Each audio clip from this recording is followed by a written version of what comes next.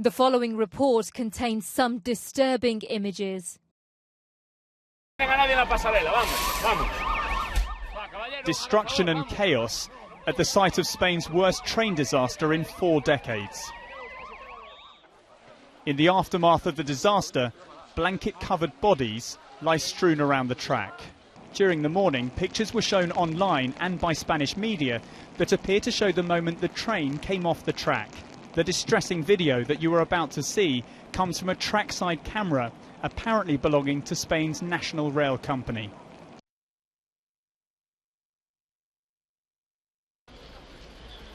After the carriages derailed, some overturned, part of their sides were ripped off. Inside where passengers sat, it hardly resembles a train. Those on board at the time said the train was travelling fast as it approached the outskirts of Galicia's regional capital in the north of Spain. It happened so quickly. It's difficult to say what's happened, but the train derailed on a curve and rolled over many, many times. The train was going very fast and it derailed as it was going around the corner. It's a disaster. I was very lucky we survived. I don't know how many dead there are, but there are many. Relatives arrived, anxious for news. Others waited in hope at centres set up nearby. The death toll kept on rising throughout the night as the emergency services worked to pull people and bodies from the wreckage. And as daylight broke, the scale of the tragedy was becoming clear. This neighbour who lives near the track described to us the moment the train derailed. In the beginning it was like an earthquake. Boom. It was a very sharp blow, as if it were 2 cars crashing into each other.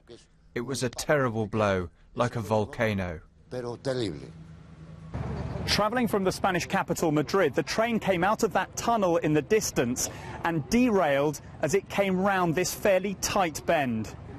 The speed limit on the bend is 80 kilometres an hour, but unconfirmed reports in the Spanish media suggest the train was travelling much faster. At local hospitals, they queued after an appeal from the regional government here for people to give blood. Earlier, Spain's Prime Minister, who was born in this region, came to see the damage for himself. And later, he visited survivors in hospital. The fear is that an already high death toll here could rise further. Some of those injured are in a serious or critical condition.